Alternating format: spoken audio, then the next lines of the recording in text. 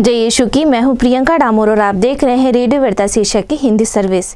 कलीसियाई समाचार में आप सभी का स्वागत है। कलीसियाई समाचारों में प्रमुख हैं। कश्मीर के एक पहाड़ी गांव में बाढ़ से 56 लोगों की मौत। सीबीसीआई प्रमुख ने 79वें स्वतंत्रता दिवस की पूर्ण संध्या पर राष्ट्र निर्माण में ईसाइयों के योगदान को दोहराया। एसवीडी इंडिया सेंट्रल प्रोविंस ने इंदौर में 150 वर्ष पूरे होने और जयंती समारोह का आयोजन किया। डॉन बॉस्को रिसर्च सेंटर ने अपनी नई वेबसाइट लॉन्च की। पुणे की एक अदालत ने पॉस्को मामले में बिशप एमेटिस थॉमस डाबरे को बरी किया। रक्षाबंधन और जन्माष्टमी उत्सव के माध्यम से बेंगलोर में विभिन्न धर्मों के लोग एकजुट हुए, जिससे सर्वधर्म सद्भाव को बढ़ावा मिला। कंधमाल हिंसा के पीड़ितों के लिए लड़ने वाले एसवीडी प्रीलेट को याद किया गया। अमृत तालिताकुम में इंडिया नेटवर्क सभा में मानव तस्करी विरोध प्रयासों पर प्रकाश डाला गया। छत्तीसगढ़ के अंबिकापुर में राष्ट्रीय युवा रविवार का भव्य आयोजन।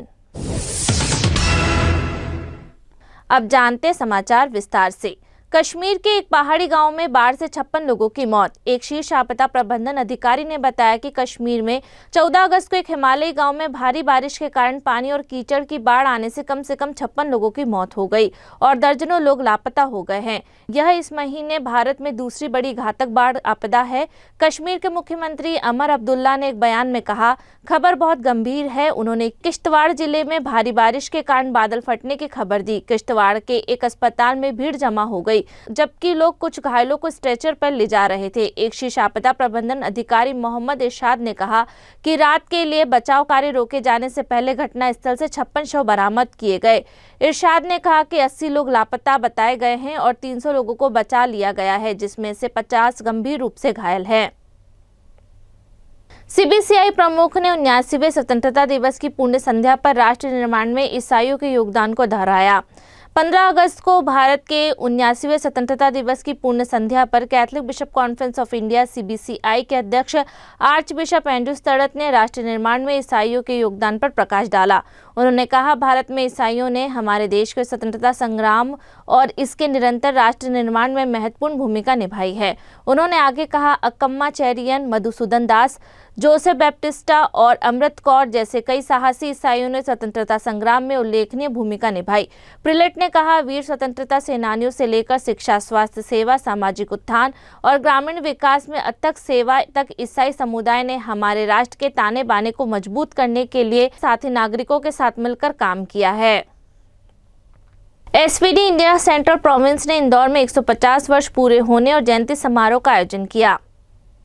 Society of the divine word SVD के इंडिया सेंट्रल प्रोविंस ने अपनी 150वीं वर्षगांठ इंदौर के सेंट अर्नोल्ड सेवा सदन में एक भव्य जयंती समारोह के साथ मनाई, जिसमें सैकड़ों पुरोहित, धर्मगुरु और शुभचिंतक कृतज्ञता और उत्सव की भावना से एकत्रित हुए। भोपाल के आर्चबिशप दुराईराज एसवीडी ने पवित्र यूखरिस्त की अध्यक्षता की और भोपाल के आर्चबिशप एमेटिस लियो कॉर्नेलियो, उदयपुर के बिशप देव प्रसाद गणावा, इंदौर के बिशप थॉमस मैथ्यू, खंडवा के बिशप बॉन्गस्टाइन और झाबुआ के बिशप पीटर खराड़ी सहित बिशपों के एक प्रतिष्ठित समूह द्वारा इसका समापन किया गया। 800 से ज्यादा प्रतिभागियों ने धन्यवाद प्रार्थना सभा में भाग लिया, जिससे यह आयोजन संत अर्नोल्ड द्वारा स्थापित मंडली के लिए एक ऐतिहासिक क्षण बन गया। डॉन बॉस्को रिसर्च सेंटर ने अपनी नई वेबसाइट लॉन्च की। Don Bosco research centre DBR Mumbai ने अपनी नई वेबसाइट का उद्घाटन किया, जो सैलेशन मिशन के अंतर्गत अनुसंधान, वकालत और सेवा के प्रति नई प्रतिबद्धता का प्रतीक है। 13 अगस्त को साधारण लेकिन सार्थक समारोह की अध्यक्षता प्रोविंशियल फादर सेवियो सिल्वारिस ने की। समारोह का स्वागत करते हुए डीबीआर के नवनियुक्त निदेशक फादर डॉक्टर पीटर गोंजाल्विस ने अनुसंधान की परिवर्तनकारी शक्ति पर प्रकाश डाला। पुणे की एक अदालत ने पॉस्को मामले में बिशप एमेटिस थॉमस डाबरे को बरी किया। पुणे की एक सत्र अदालत ने यौन अपराधों से बच्चों का संरक्षण पोस्को अधिनियम के तहत दर्ज एक मामले में पूना धर्मप्रांत के बिशप एमेटिस थॉमस मैनुअल डाबरे को बरी कर दिया है। अदालत ने उनके खिलाफ कार्रवाई के लिए अपर्याप्त सबूतों का हवाला दिया है। यह मामला 2018 की एक घटना से जुड़ा है, जिसमें पुलिस ने एक स्कूल के प्रिंसिपल और एक अन्य व्यक्ति के खिलाफ 14 वर्षीय स्कूली बच्चे के कथित यौन उत्पीड़न के आरोप में आरोप पत्र दायर किया था।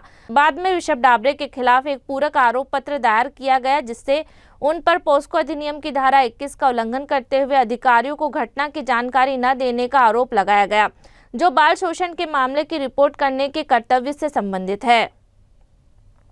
रक्षाबंधन और जन्माष्टमी उत्सव के माध्यम से बेंगलोर में विभिन्न धर्मों के लोग एकजुट हुए, जिससे सर्वधर्म सद्भाव को बढ़ावा मिला।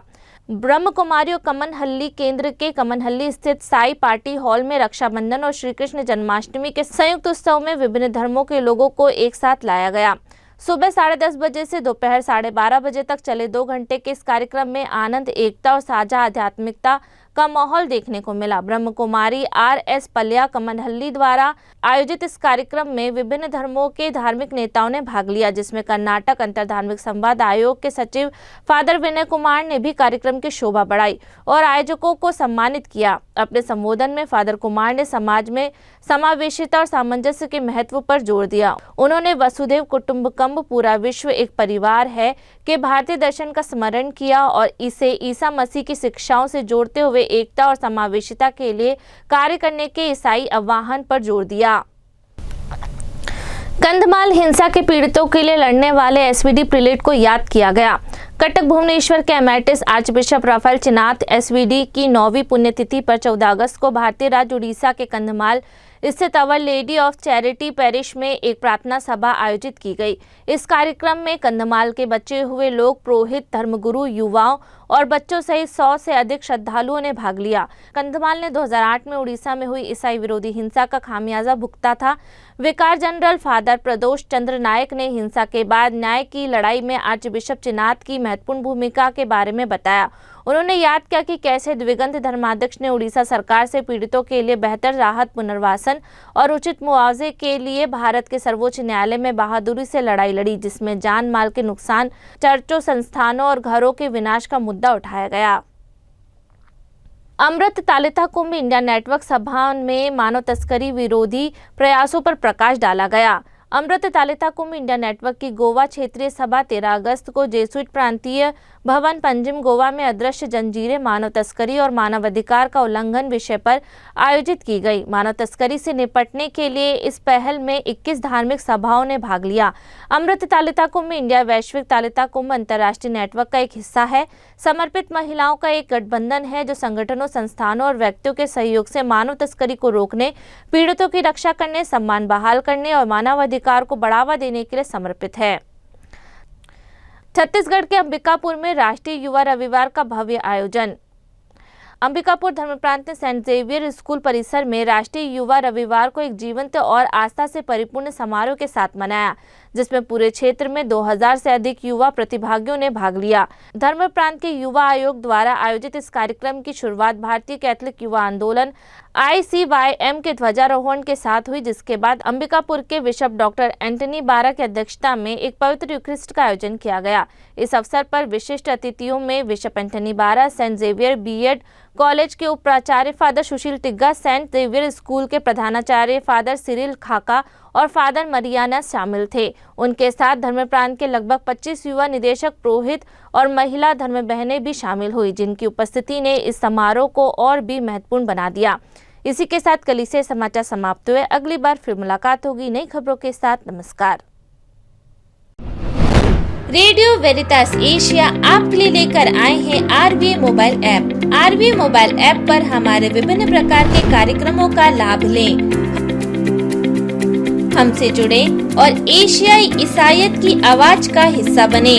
आज ही ऐप स्टोर एवं प्ले स्टोर से RVA मोबाइल ऐप डाउनलोड करें।